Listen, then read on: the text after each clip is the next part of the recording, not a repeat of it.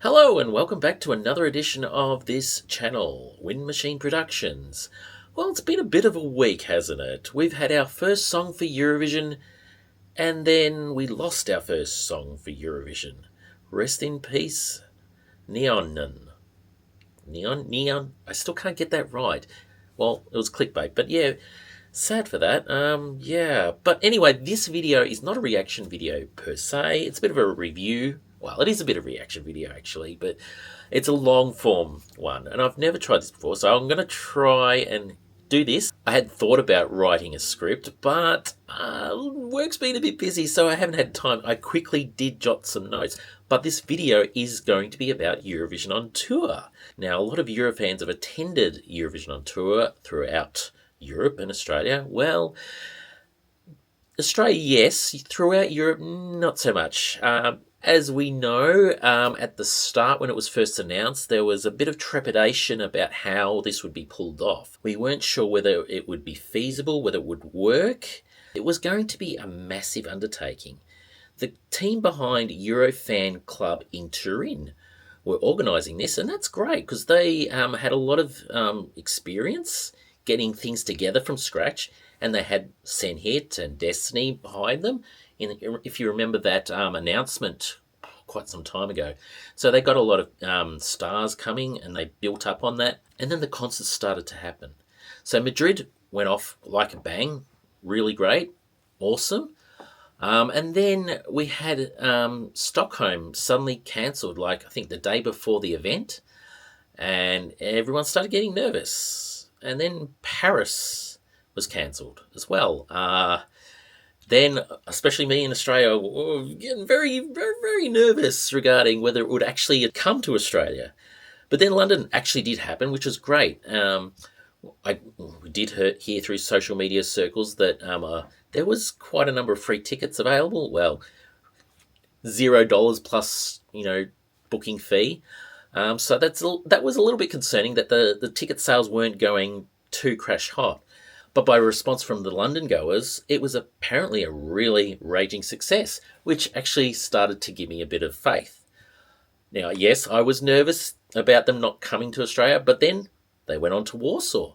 And again, another great show. So I thought, okay, maybe they are actually coming to Australia. So they hopped on over, went to Brisbane, and went to Melbourne. Now, I'm a Melbourne person. I didn't actually go to Melbourne. I went to Sydney, and at Sydney it was held at the Enmore Theatre. Now, I haven't actually been to the Enmore before, not being a local, of course, so didn't know what to expect. So, on the day of the concert, my group and we went out and had some lunch, and then we saw on social media that power was out around the theatre, and we were starting to panic because, no electricity, no concert.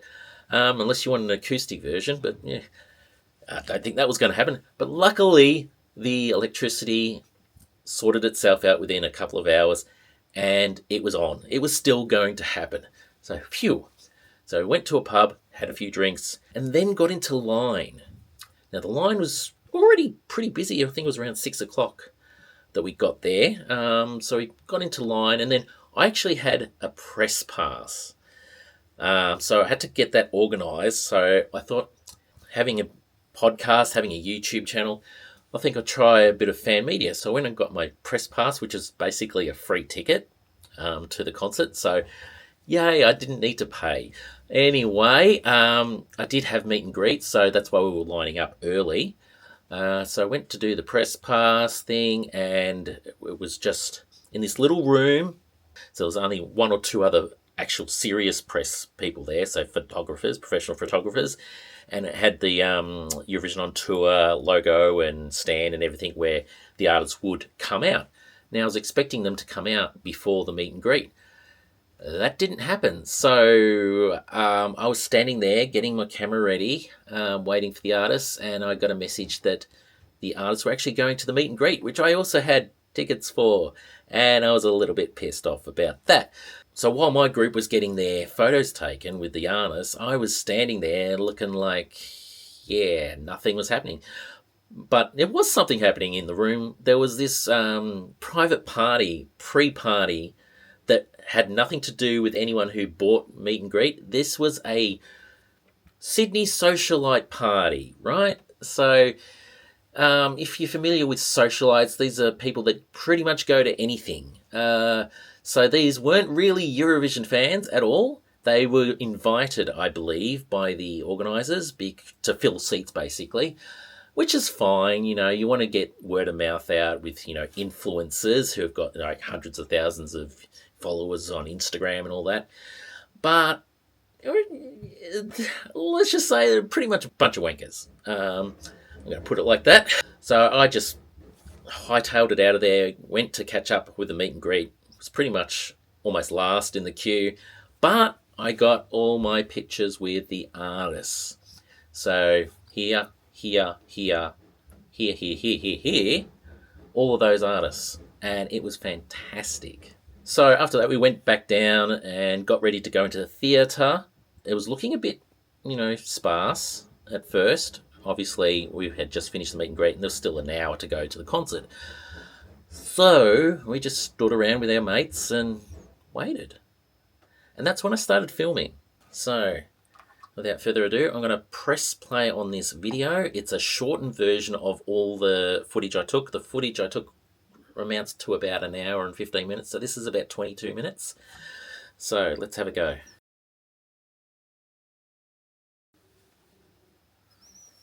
All right.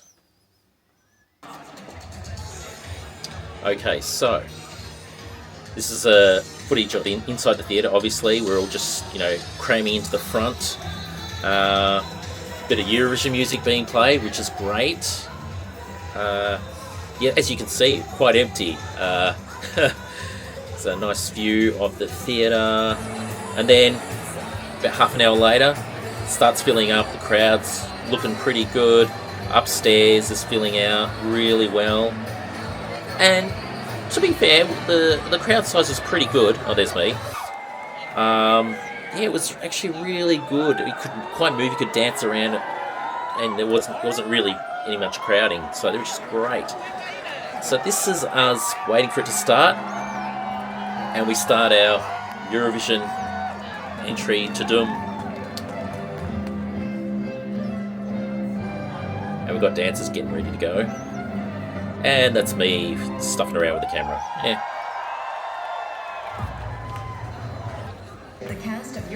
And then shortly after that, they did a flag parade, which was, a Eurovision tradition. And the artists in order of their songs come out. So we've got Emily de Forest first. Then Linda Martin, legend that she is.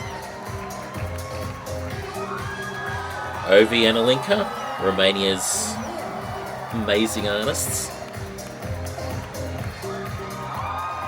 And Destiny.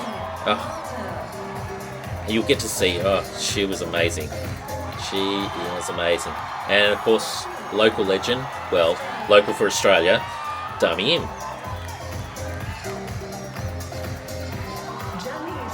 Jalise. Now, a few younger Eurofans had pretty much no idea who they were, but some of us older ones that have, seen them, were quite happy they were there. And then we got Susie.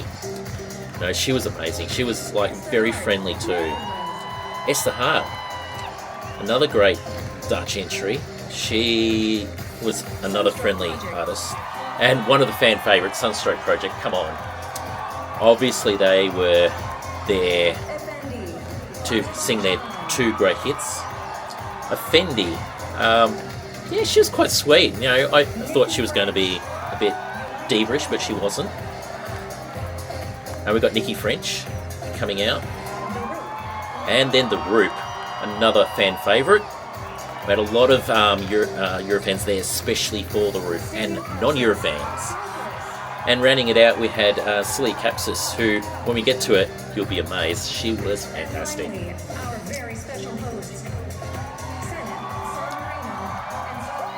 Yes, so we have Senate and Soraya. I think that's right, I'm not sure, who were our presenters. They did a pretty good job. They read through, they've got cards, but they were pretty good. And went straight into our first act, which was Emily DeForest. Now, she started off with a cover of Refrain by Sassia, as we know. And then she went into her, Eurovision winning song, Only Teardrops. I didn't capture everything, so some of the covers I didn't catch, and one artist I actually forgot to record, and we'll get to that in a sec. But Emily, one of my favourite winners, still pretty good, and I think a good way to start off, just to get. I mean, you could use something else, but it was good. Then we get to Linda Martin, and she sung Why Me first up, and then I didn't record that, but one of my favourites, Terminal 3, so I had to capture that. Yeah. And she sounded really well. Actually, all the artists sounded really well. The sound at Enmore was fantastic. And there's us, our group, in the background, having a bit of a laugh. Terminal 3, flights on time. Absolute classic.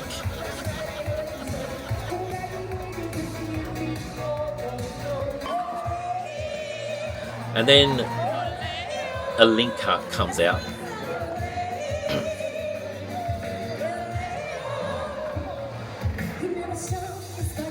Another one of my favourite artists. So yeah, I was pretty happy about that.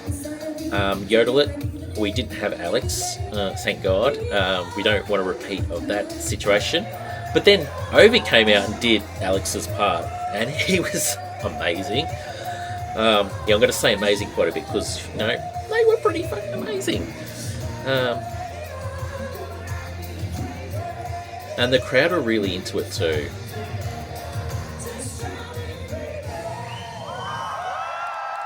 Absolutely. And of course, we couldn't have Ovi without Playing with Fire. Unfortunately, we didn't have his partner. So we had Alinka sing that part. And I'm going to curse myself because I've lost her name in my head right now. Paula Selly. Yes.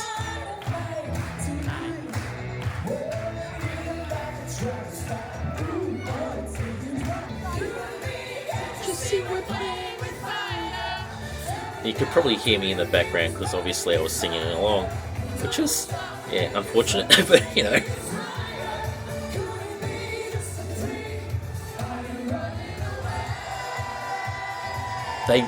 a lot of the artists really got the crowd involved too. Yes, so Destiny was up next, and she sung Euphoria by Loreen, which I didn't capture that. But then she went and obviously did her 2020 song, and then straight on to her 2021 song, Je me casse. And this is where she absolutely hit it out of the park.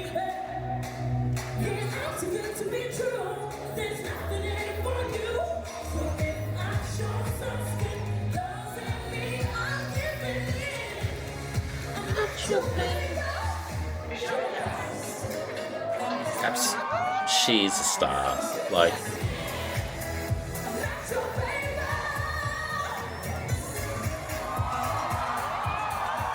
see, you can hear the crowd. They were just going for it.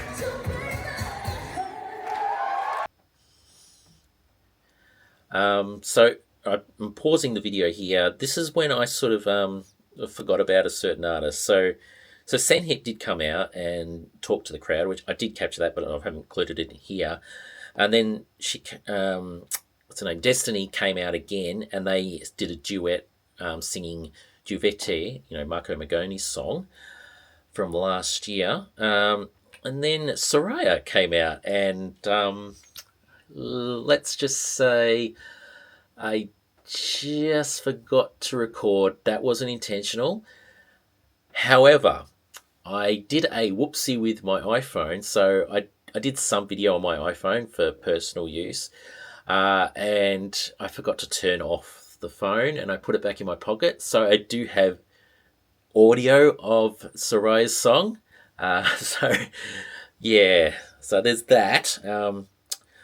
But then, after realizing that I was unintentionally recording my pocket, Dami Im was next, and we were chanting away for her to come out. And of course, Sound of Silence was first up.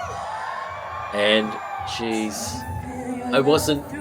obviously wasn't in Stockholm to hear this live, but oh my god, it was.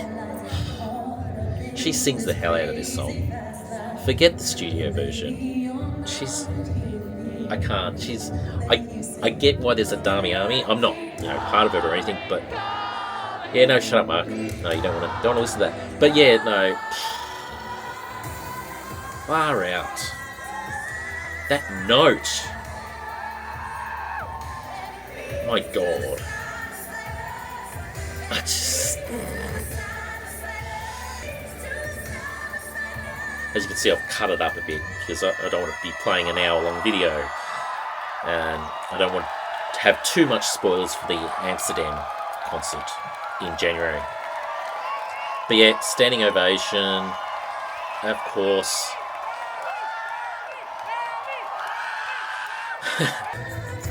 And then after, so Dami did sing Rise Like a Phoenix by Conchita, but I didn't capture that. And next up was Jalise, and they came out with their song, Fiemme di Parole. Something like that, yeah. I'm useless at pronunciation, as you know. Yeah.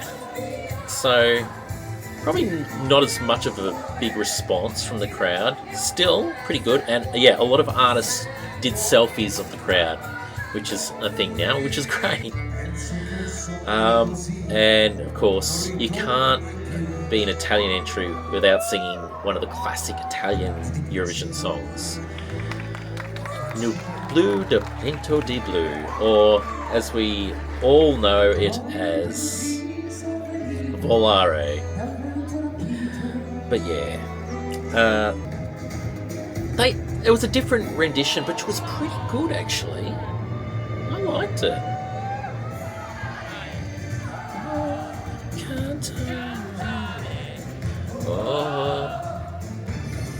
For us Aussies, we had a show called Don't Forget Your Toothbrush with Tim Ferguson, and he would sing this at the end of every episode, so we're quite familiar with Volare.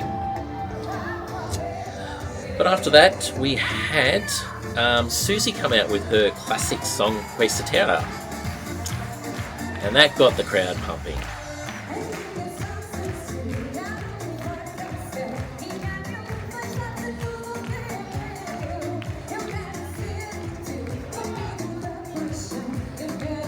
You've probably seen in other videos, she went into the crowd, like at London and Madrid. Sydney was no exception, as you'll see in a second. There we go. There she goes in the crowd. I was hoping she would come out our side because there was another entrance, but I think I tried to find her. It was hard to, with all the heads in the way.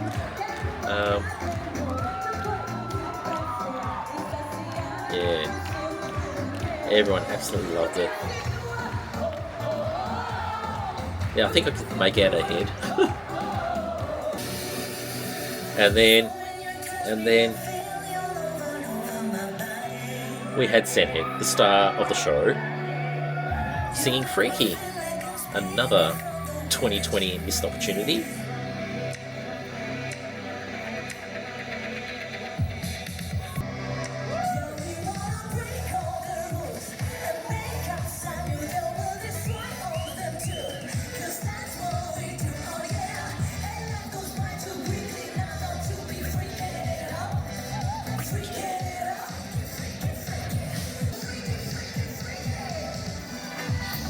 And again, 2020.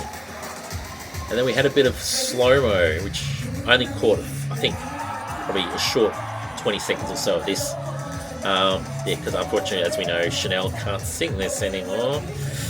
But Senhead gave it a really good go. I think she did quite well. And I must say, the dancers They were phenomenal. Really great.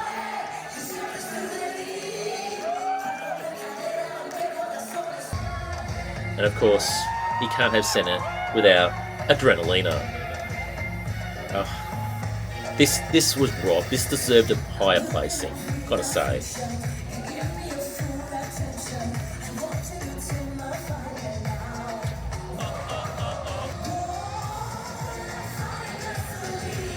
We absolutely love this. This is one of the highlights, I think, for the night for us. Because we love that.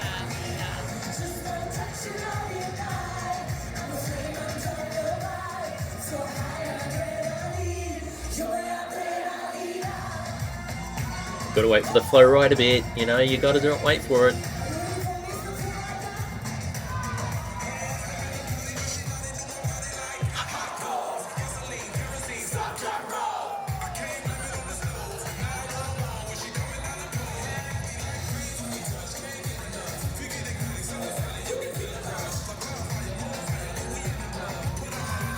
Yeah, we were loving this bit.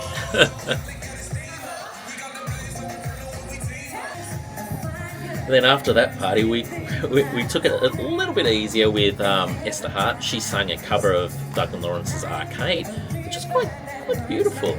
And then went on to her Eurovision song, One More Night. Again, great performance. Like, there was not a bad act on the night.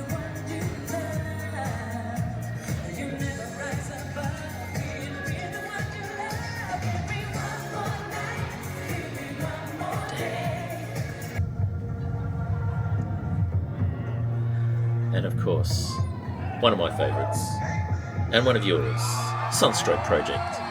They came out singing Hey Mama first. I love this start.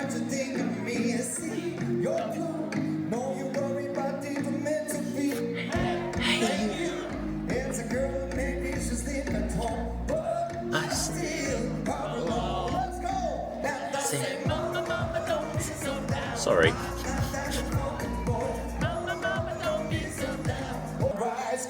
Here comes Epic Sax Guy.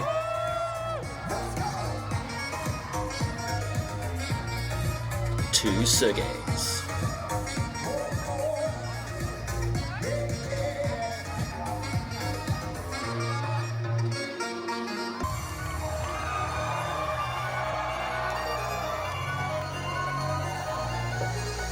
And of course, the song that started it all, Runaway. Of course, we couldn't have Thingo with us, so Sergey had to sing her part. Alia.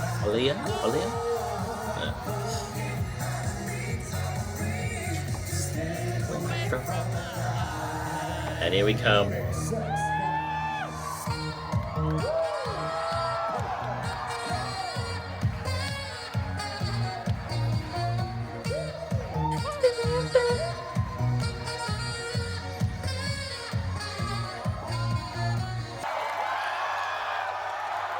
And as they finished, the crowd just went bonkers. Bonkers. We've got a Welsh fella in there. And then after Sunstroke Project, I'll get that right, tongue twister, Cleopatra from Effendi. Yeah. Another 2020 song. So I think we had 3 or 4 2020 songs, which is interesting. Oh, yeah. So she tried to ask someone to sing the chorus with her and had no idea. Well, not the chorus, but someone eventually got it.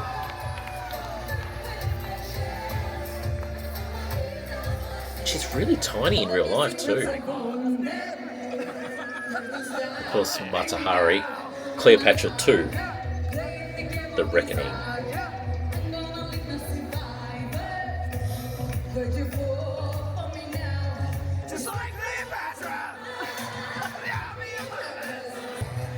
Yes, it's a song. She's a great performer. Can't deny that. I'm not too keen on the song. And of course, Nikki French came out to sing her song, Don't Play That Song Again.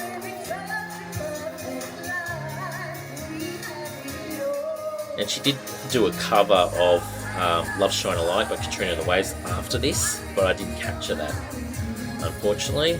But that's okay. Again, Nikki sounds exactly the same. Just phenomenal.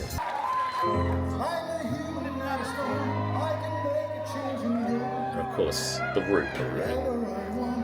The Roop were on fire that night.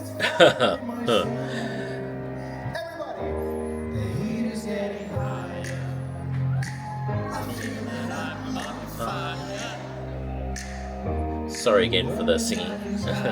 There you go, another 2020 song.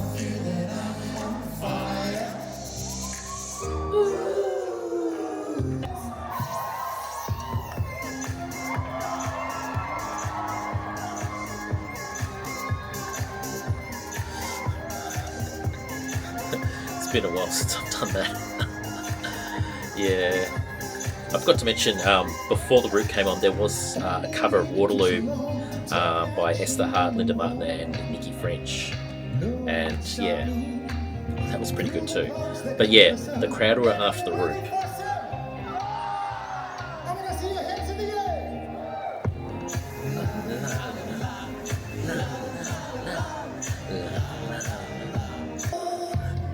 And then of course, straight into discotheque. I mean, Root, 2-part song, love it.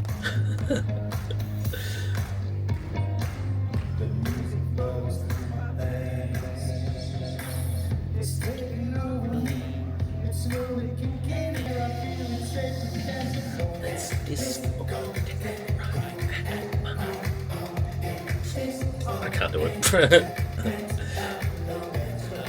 Except for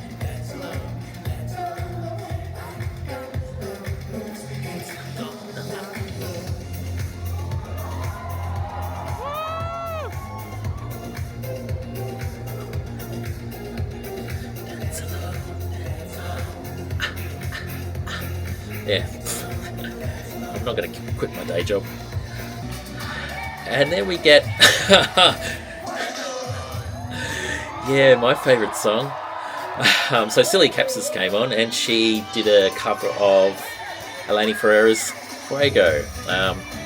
Like, it's a great song, but it's not one of my favourites, and I get a lot of shit about that. That's okay. She did sing also My Number One by Helena Paparazzo, but her Eurovision entry for this year, Liar, was amazing. I can't. How is she only 17? Like, that voice and the movement. If she doesn't become a superstar here, I don't know what's wrong. Here we go! And we made jokes about her dance at Eurovision, but, you know, it was fun, bit of fun. Just a superstar in the making. Yeah, like, and she's a Sydney sider, so she got a good, rendition, rousing applause. And then everyone came together for the final song, Insieme. We know. Rest in peace, Toto. Yeah. Oh, I got a bit of Soraya there. There you go. That makes up for it, sort of. Yeah, but what a great song to end on. Everyone dressed up in silver. Everyone having a bit of a go at each of the lyrics.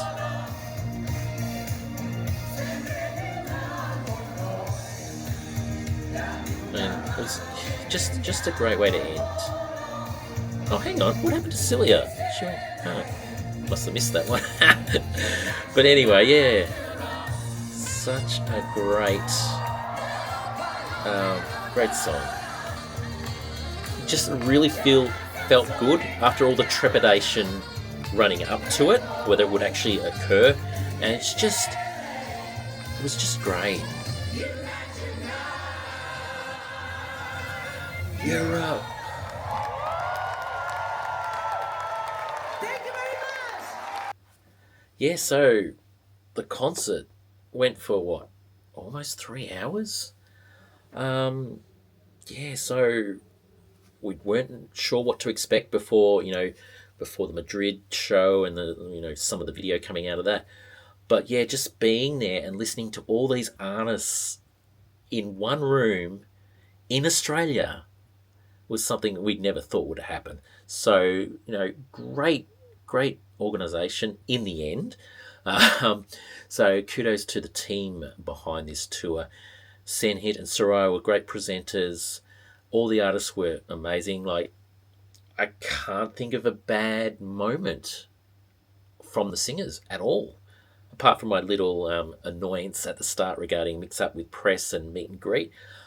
I had a great night, and I think pretty much everyone else did. So, yeah, so those going to Amsterdam, if you haven't got your ticket, I highly recommend going. We don't know the full lineup there, but absolutely great concert. So, yeah, that's it from me. Next video, well, we'll see. Maybe it's almost time for Thickmas, or if Montenegro decide to send another song, well, we'll see. So, till next time, cheerio.